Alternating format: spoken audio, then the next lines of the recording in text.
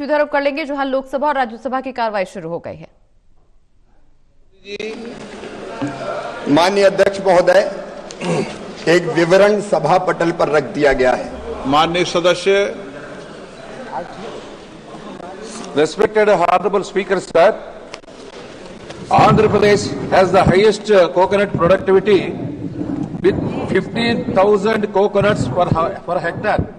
However, crop output has been affected by various diseases, especially the white fly. I would like to ask the honorable minister where the government has conducted any research to develop diseases resistant coconut varieties, and if there are any plans to provide compensation for farmers affected by these diseases.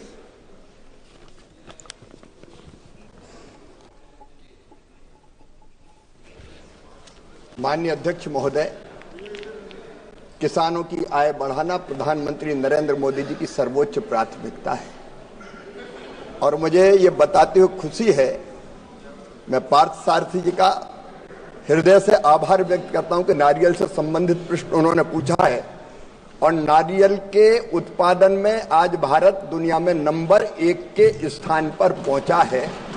प्रधानमंत्री जी की उत्पादन बढ़ाने की नीति के कारण आंध्र प्रदेश में भी नारियल का उत्पादन माननीय अध्यक्ष महोदय होता है। मुझे बताते हुए खुशी है कि नारियल की उत्पादकता बढ़ाने के लिए 2014-15 के दौरान नारियल का उत्पादन 140 लाख मीट्रिक टन था, वो बढ़कर 153.29 लाख मीट्रिक टन हो गया है और विश्व में हमारी उत्पादकता सबसे अधिक है। आंध्र प्रदेश में भी उत्पादकता 11 मीट्रिक टन है। मैं आंध्र प्रदेश के किसानों को प्रणाम करता हूं, बधाई देता हूं कि उन्होंने उत्पादकता के नए रिकॉर्ड स्थापित किए हैं। यह बात सही है कि पिछले दिनों व्हाइट फ्लाई जैसी अनेकों बीमारियों की कंप्लेंट्स आई थी।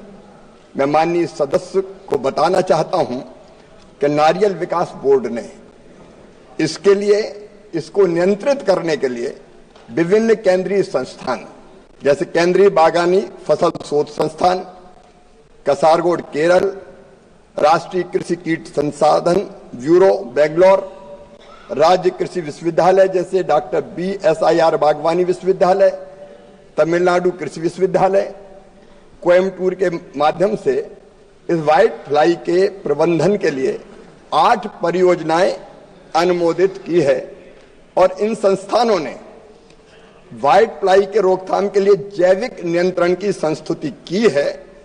उसमें जैविक कीट फफूंद वगैरह का छिड़काव किया जाता है, स्प्रे किया जाता है और भारत सरकार की संस्था केंद्रीय बागवानी फसल शोध संस्थान कसारगोड केरल ने रोग प्रतिरोधी नारियल किस्मों के विकास के लिए भी काम किया है और अपने प्रारंभिक शोध में यह पाया है कि संकर और लंबी किस्में सफेद मक्खी का संक्रमण कम होता है और वो किस्में हैं गौतमी गंगा, टिप्टोटाल, वेस्ट कोस्ट टाल, ईस्ट कोस्ट टाल। तो लगातार ये प्रयत्न किए जा रहे हैं कि व्हाइट फ्लाई जैसे रोगों की रोकथाम की जाए। Second supplementary, sir. As per Niti Aayog report, Andhra Pradesh has significant potential for coconut cultivation, sir. The DJ Sampurna variety, known for its high yield of more than 43,000 nuts per hectare, sir, has shown great potential in the state. Could the Honorable Minister kindly elaborate on where the government is taking any initiatives to promote and expand the cultivation of this high-yielding variety in Andhra Pradesh, sir?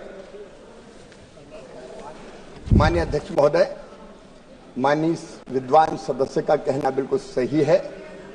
Andhra Pradesh में नारियल के उत्पादन को बढ़ाने की अपार संभावनाएं हैं और इसलिए आंध्र प्रदेश में उत्पादन बढ़ाने के लिए, क्षेत्र के विस्तार के लिए अनेकों प्रयास प्रारंभ किए गए हैं।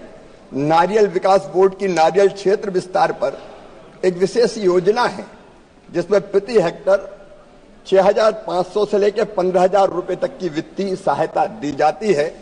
पिछले 10 वर्षों के दौरान आंध्र प्रदेश राज्य में 14-15 से 23-24 तक कुल नारियल क्षेत्र का विस्तार 12,391 हेक्टेयर किया गया है और जिससे 12,406 किसान लाभान्वित हुए हैं। इसके अतिरिक्त माननीय अध्यक्ष महोदय, आंध्र प्रदेश सहित सभी राज्यों के लिए नारियल क्षेत्र के समग्र विकास के लिए